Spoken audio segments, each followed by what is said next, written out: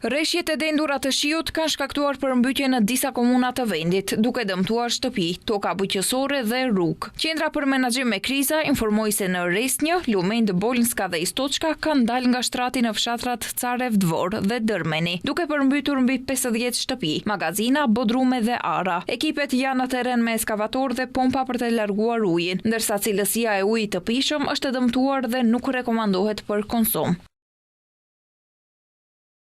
Janë angazhuar ekipet të ndërmarrjeve publike dhe kompanive private me 4 eskavator, 7 pompa dhe disa pompa private për thithjen e ujit.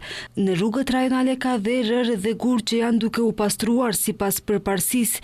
Niveli i lumit Gollë Mareka është 2.1 metra me fillim të daljes nga shtrati.